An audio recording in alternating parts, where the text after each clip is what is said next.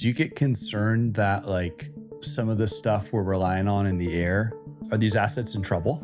I think our own internal bureaucracies and inefficiencies to get tech to the warfighter is something that if we don't solve it, it's gonna be a massive problem for us in the future. They're using cheaper stuff and you can't control the airspace. You have a big problem. I don't really care what the tool is, as long as we have air superiority. Whatever that technology solution is, like I want the effect. And if the effect is air superiority through drones, then I'm all for it. This is leading me to my inevitable question. Why are we still putting people in airplanes? These threats represent an existential threat to our way of life. And if we don't solve this, like it could be game over.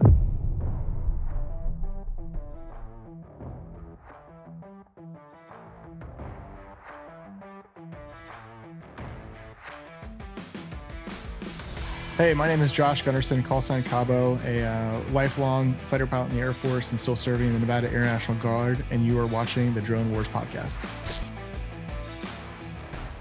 All right, let's switch gears for a second and let's talk heavily about drones now, okay? What is, like, you know, you grew up as that little boy who went to that show and it set you on a career where you got to fly some of the coolest airplanes ever built, right? What is impressed you or unimpressed you? Like, just give me kind of a state of the union for where you think a lot of the unmanned stuff has gone over the last couple of years. I think the unmanned world is super fascinating to me. And, you know, when I was going through pilot training, a really good friend of mine, Scott Pfeiffer, he ended up going to Predators and Reapers right out of pilot training.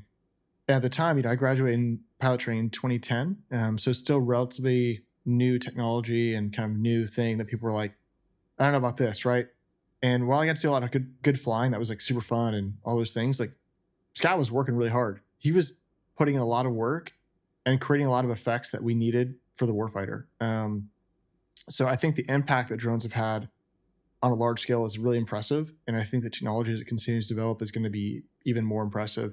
I mean, to the point where we were so reliant on drones in whatever flavor in the Middle East that, you know, even on a clear day, you'd have strike eagles that were waiting for coordinates from the drone that generated, you know, like they could do it themselves, but based on the rules, like they were required to have, you know, coordinates generated from a drone or from some other platform that was then verified by a JTAC on the ground, et cetera. So there were a lot of steps in the process, but I guess it shows you that our reliance upon drones to give us accurate, timely information has been, you know, massively helpful.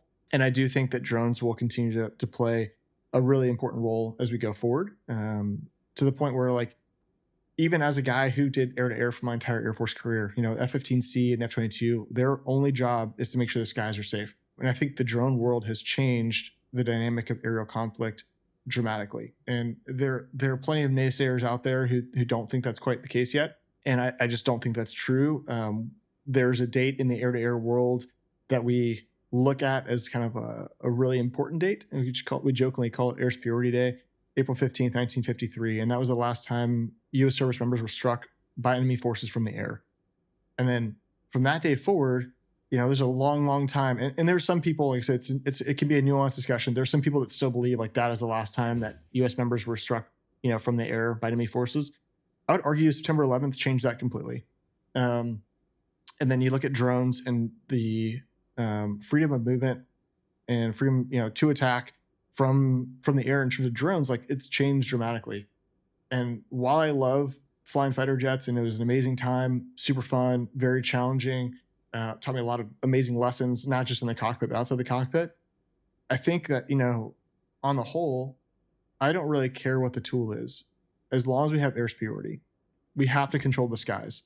And if it's a drone, if it's a manned fighter, if it's an unmanned fighter, like whatever it is, if it's a truck with a laser on the back that just shoots down drones, like whatever that technology solution is, like I want the effect. I don't really care about the tool. I care about the effect. And if the effect is air superiority through drones, then I'm all for it. Right. Because at the end of the day, like I care more about America and its survival and success than I do about the tool and the fun of flying. Okay. That's fascinating. I mean, how I got into defense tech, right, is we built counter UAS for sports stadiums. Yeah. And NSW called us because they did not feel like they had air superiority in northern Iraq and Syria when they were fighting ISIS because they were using DJI drones, right? And so when you go from big $100 million airplanes down to $2,000 drones, I mean, humans are always going to be on the ground, right? Yep. And so they're using cheaper stuff and you can't control the airspace. You have a big problem. Yeah, it's that balance of symmetric versus asymmetric forces. You can use Vietnam as an example of history where we had, at the time we'd arguably say like we had amazing tech and we're fighting relatively low tech adversary, but they fought in an asymmetric force. I mean, you go back to the Revolutionary War and how we fought against the British. They're lining up in rows still in columns, and we're like shooting from the tree line. So we have to consider that asymmetric threats are real. Mm-hmm. We have historical evidence to support the fact they are real and they are effective, and we have to adapt to that. Do you think that these are still asymmetric threats at this point? I mean, look at the mass adoption. I mean, Yeah. I think Russia and Ukraine are using 300,000 drones a month at this point, That's wild. right? And That's so wild. like there's now this 10 to 15 kilometer gap on each side of the flot where like if you walk or drive a armored vehicle, you kind of just die. You know, I saw last week Russia announced 75% of their casualties are UAV related at this point. So like, is it truly, I mean, what do you think? I mean, is it moved from asymmetrical into like a tool that is just going to be a part of whatever maneuver warfare looks like moving forward? I don't know. Like, what are your thoughts? I guess when I think about symmetry, I would say from our perspective, it's probably still asymmetric. Yep. Only because we haven't adopted it. Correct. Right. When it becomes a staple of our armed forces, when we use it on a regular basis, and we're using stuff that, personnel launched and for ISR purposes, et cetera. But like we're not adopting it at the scale that other adversaries are. Yeah. So I think for us, it still appears to be an asymmetric element. But I completely agree with your point that as tech develops, I mean, Firestorm's a great example, right? We're trying to, produce a massive amount of these things because we don't need a super exquisite high-end solution. I mean, F-22 costs about $150 million. I have no idea what F-47 is going to cost. F-35 is about $100 million a copy. And simple math. I mean, they use, you said 300,000 in a month. Yeah. So, I mean, we're talking like 30,000x Correct. the amount of drones than Yeah. F-35s out there. Yeah. I could build It's like- you for the one cost of one F-35. I can build you like 3,000 loitering munitions. Yeah. That's crazy. It's crazy. Right. So I agree with you. It needs to shift from asymmetric to a tool that we have. Like it's just a tool that we use in addition to our other capabilities. Yeah. I don't think, I mean, maybe I'm wrong and that's fine. Like, I don't think drones are going to be the single turning point of all conflicts. But I do think it does open a dialogue of how do we expand operations and new technologies. For example, I mean, shoot, 6th gen fighter or 7th gen fighter, whatever. Like, I want something that's like suborbital. Like I shoot something from like 100,000 feet in the air, and it's probably not manned based on just physiological things. But just imagine the kinematics on weapons from that altitude. It's going to be insane. Insane. And you look at an F-22 that 60,000 feet, Mach 2. You can sling weapons pretty far, especially glide weapons. Yep. Now you go to 100,000 feet. Now you're factoring in like Earth's rotation in terms of ground speed. And it's going to be insane. Totally. So your standoff capabilities at that altitude would be really, really rad. And once again, I have no idea what is in development. I have no idea what the airplane's going to do. But I just think that the drone piece opens up a discussion that's really important. Like we've been doing this the same way. We've had manned fighters for a long time. Great. And I think there's a place for them still because clearly our adversaries are making manned fighters. And unless we find some asymmetric way to attack manned fighters and be victorious, like close to 100% success rate, we still need to have them. Yeah. And that's great. Just like we need to have, different elements in the ground. Like you mentioned, there are people always in the ground, especially if you're dealing with a conflict with another nation or whatever it is, like you're dealing with people. So you have to have people. Yeah. Because you can't, I mean, the Green Berets as an example, their whole job is foreign internal defense. Their job is to go integrate culturally with the people, help train them, help convert them, get them on the right footing, et cetera. That's a human personal like connection. And I don't think they're going to replace Green Berets with drones or robots. I don't think it's going to happen. Mm-hmm. But I do think that drones and automation is such a pivotal piece. And if we don't jump on the train now, like we're going to be left. What do you think we could be doing better? And again, these are your personal views. Yeah. The single most important thing that I think would change how we adapt technology and move forward is the acquisitions process. Full stop. we have a lot of amazing people in the military in all branches that are working on test and development for new technologies and integrating with contractors and primes to develop this stuff. I think our own internal bureaucracies and inefficiencies to get tech to the warfighter is something that if we don't solve it, it's gonna be a massive problem for us in the future. Yeah. It's interesting. It's like the pace of technology now moves so fast. Yeah. That like by the time you get something, it can already be out of date. So we either have to then design stuff that has future proofing, right? So make it modular or open source so you can kind of keep upgrading it along its way, or we just have to rethink how we're doing this. One of the ways in which the Ukrainians, I think, are doing this quite cleverly is they're empowering smaller groups to buy and try stuff. Yeah. And then when it works, right, they can just spread it across the force. And I don't think it needs to be a lot of money. I mean, look how big our budgets are, right? You could growing by the day. Yeah, exactly. We could be peeling off $5-10 million at a time, and it wouldn't, from some old stuff that's no longer needed, but empower the guys to go try and deploy stuff and figure out what works, right? Yeah, and to that point, I also think that I think my service is probably the worst offender to this. Sure. We like high tech, very elegant solutions. Totally. I remember, like, even back in high school, like I was thinking about had a lieutenant colonel, retired Army history teacher, and we were like, well, if you're trying to hit this building, and the weapon you're using is not working, what do you do? And he was like, well, you build a bigger gun. And my answer was like, hit it in the same spot twice. Right? We just think about things across the services differently. And as a result, the Air Force thinks that high-tech solutions, like very exquisite, like pinpoint accuracy, those things are important. And they are. However, it does preclude us from being able to adopt technologies that are maybe lower tech, but meet the requirements and then move them forward at scale. And that's the piece that I think we are lacking, at least in the Air Force side, where, to your point, like, I agree, like, we need to be able to adopt technology that meets the need, that is low cost, potentially disposable, because in a year's time, it may be irrelevant. Totally. We may need to have newer stuff. And if we spent all this money on older stuff because it was the exquisite, solution, like, we may be putting ourselves in a really bad spot. Do you get concerned that, like, some of the stuff we're relying on in the air, the F-22, the F-35, if we're, in a in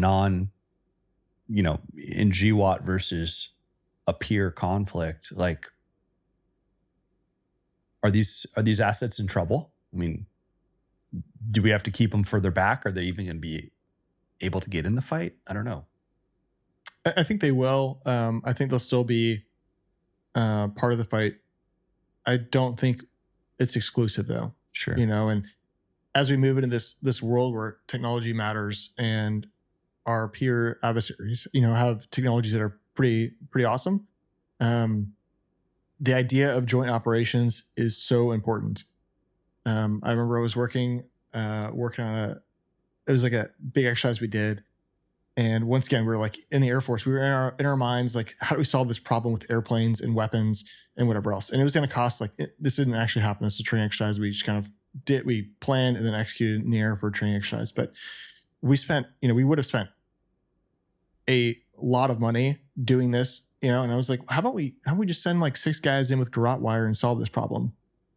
Right? Like, totally. Can't these guys just go in there and like murder the people that are operating the systems? Right. Like, how much does that cost us? Right. Not a lot. And these guys are awesome at what they do. Right.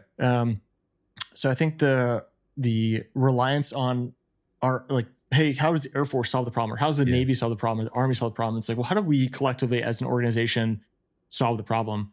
And it may not be Air Force. It may not be Navy. And I think we have to think that way, because otherwise it's going to be so cost prohibitive to operate in an isolation like tube in our services that we won't get the effects we want. And it'll be way over timeline and over budget. So I do think the F-35 and F-22 will be in the conflict.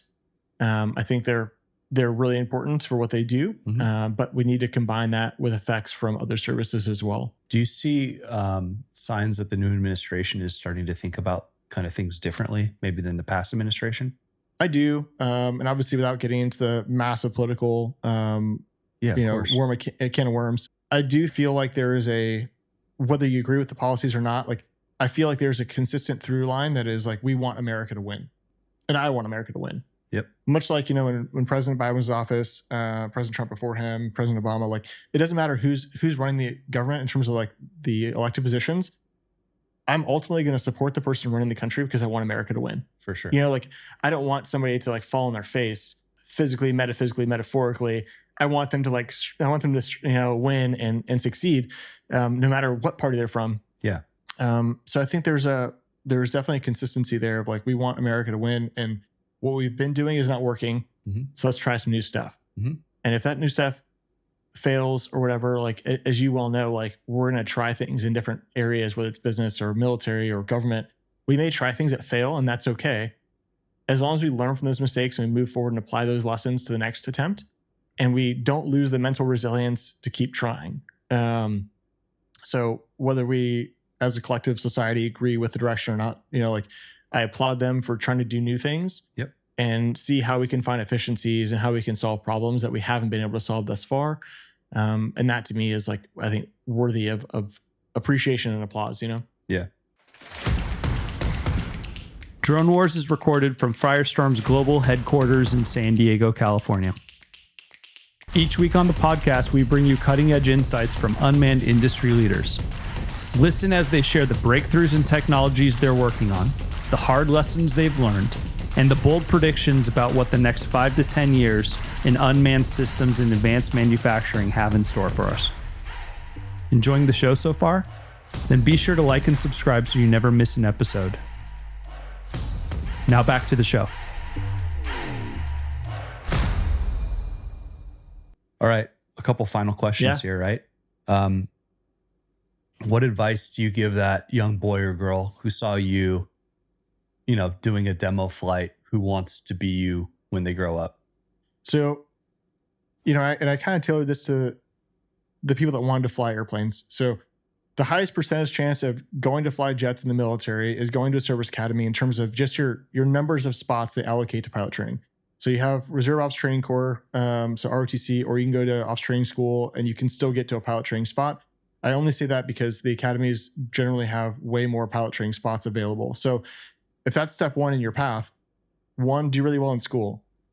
And some people are like, well, this subject doesn't matter. This subject doesn't matter. I'm like, okay, well, yeah, there are a lot of things in life that don't matter. Like, I haven't used differential equations in almost 2 decades. Sure. So, but the whole point of school is like, can you learn a subject even if you don't like it, and can you succeed in that? And there's a level of mental resilience in that where it's like, I don't want to do this, but I'm going to do it anyways because I want to win. And we want winners, period. We want people that are striving, even if they don't win and they fail and fail and fail and fail, but that, successive failure leads to a success. Like that's the mindset we want. So do well in school because it doesn't just convey like how smart you are. It conveys a lot of other things too. The second thing is go do other things that are hard, and be a part of groups, whether it's sports teams, music, whatever it is. And then when you do those teams, like take leadership roles. When you join the military as a fighter pilot, you're an officer as well. So you have to be a leader and you're leading other people. The military is entrusting that you're leading people. So they want you to have some propensity, some desire to be a leader. So if you're on the football team, be the team captain. If you're in the band, be the drum leader, drum major, whatever, and so 1, do well in school. 2, do activities and crush them and take leadership roles because you want that desire. And then 3, we're talking about technology a lot in this conversation. And I think technology is great, but I also think it is a massive detriment to our ability to have conversations. So when you're texting all the time with your friends, they could be in the same room, like your ability to communicate interpersonally is very little. Yep. And especially in the airshow circuit, when I went around for 3 years going to schools, I would see kids on their phones just texting their friends. And I'd see one person text, one person laugh, and you're like, they're in the same room and they're not even communicating.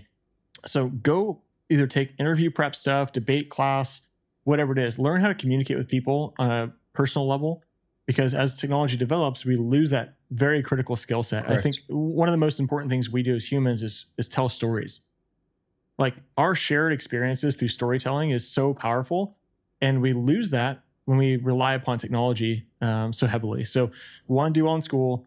2, join teams, groups, crush it, be a leader, and then also really develop your interpersonal skills. And those 3 things will really help you get your path to the the Air Force Academy, Naval Academy, wherever it is, to then go fly jets. So those are kind of the three things I would say.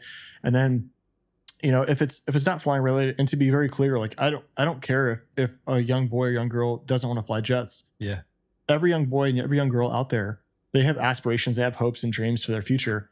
And I want them to win. I want them to succeed in those goals and aspirations. Even if it's not flying fighter jets, I don't quite frankly care, because like I said, in 20 years time, maybe fighter jets aren't even a thing. I want them to just find what's fulfilling to them, because if they are fulfilled, they're going to give back more. So in that process, we have to realize resilience is probably one of the most important skill sets you can ever develop. And you only get that through having failures. And anybody that's successful has had multiple failures, and they just keep saying, okay, well, I just had 5 failures in a row, but I'm going to keep going. Because the purpose, the why I'm doing this, the reason I'm doing this is so important to me that I'm unwilling to sit back after a failure. I'm going to keep taking the lessons and keep moving forward. So resilience is probably the most universal, like I think, thing that I would tell people is important to pursuing their goals. And actually, one of the things I'm launching this year, I'm actually going to be launching a podcast as the first line of effort for the nonprofit I started, Uplift Aviation Foundation. And it's going to be taking young adults who have overcome some adversity in their life. They've either used faith, family, the military, working out, academia, whatever they use to get past that point in their life, and the resilience required to get there. I really want to capture those stories, because going back to the point of technology and storytelling, like storytelling is being lost. And how do we convey real life examples that make sense and resonate with people to help empower them and shape their mindset in the future? So we're actually going to do it in an airplane. It's going to be recording in 360. So as like Web3 develops and we have more immersive, experiences, and people can see things in a more immersive way, we're going to record this in an airplane that goes upside down, does all the tricks. And obviously we'll tailor that to the person if they want to go more aggressive, if they want to go the crazy train, great. But really it's like put them in a very unique, inspirational platform, which is an airplane. And even as a person who's been flying my entire life, I look at airplanes, it's still magical. Like it's still very cool. Yeah, exactly. So put them in a magical place, put them in an amazing location, landscape wise, that's just inspirational. And then have them tell us like what about their life was challenging, and what tools do they have at their disposal? Was it friends? Was it family? Was it mentors? Like what was it that got them past that point, and what tools they use?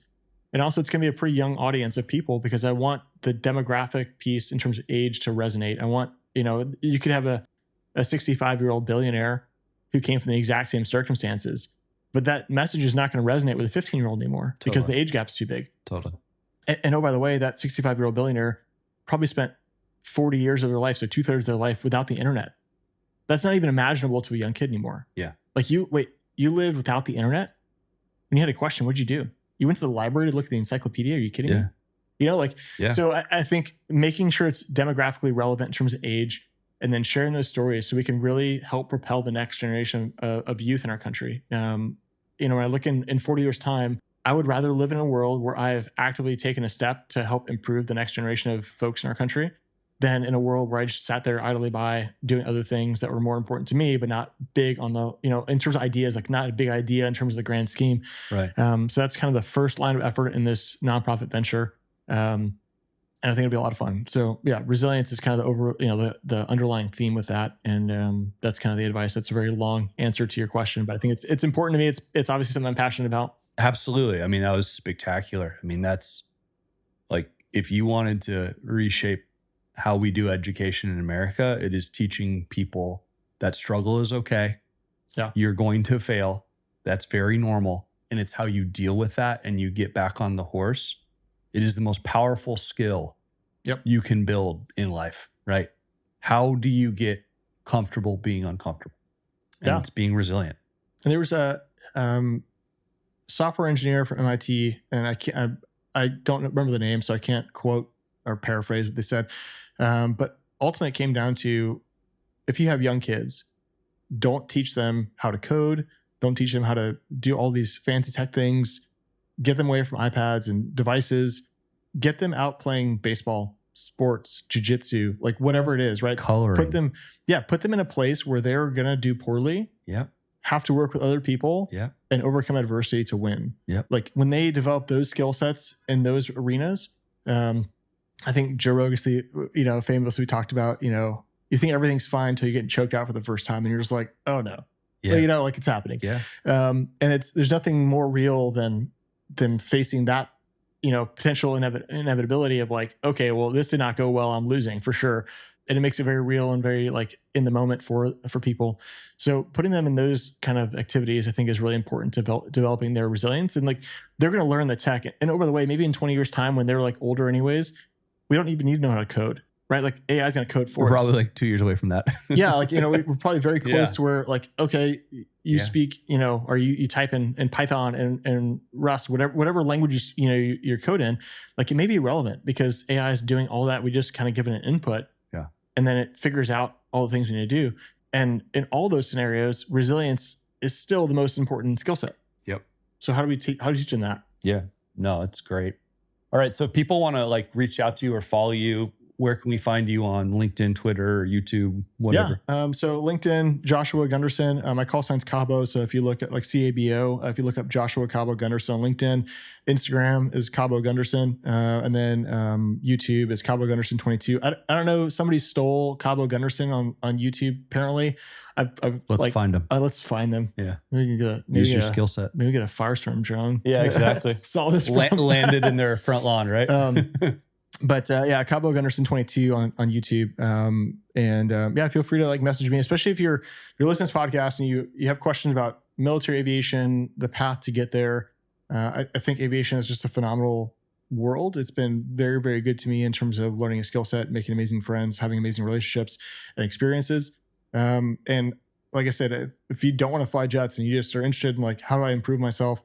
How do I improve my life and my success rate on different things and the mindset required? Like, I'm more than happy to have those conversations because I think, you know, we look at big problems like solving world hunger. Like, there's no one thing that's going to solve world hunger. I think Jordan Peterson talks about like, you know, if you want to fix the world, like start by cleaning your room. Yeah. You have to fix the things in your sphere initially. Right. And if we all do that, the world will be a much better place.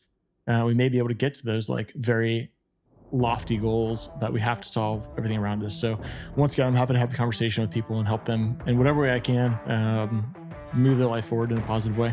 Thanks for coming, bro. Absolutely. Thanks so much. Thanks for listening to the Drone Wars podcast. Each week, we bring you fascinating conversations with leaders shaping the future of air, sea, land, and space technologies. Catch new episodes wherever podcasts can be found. Until then, we'll see you next time.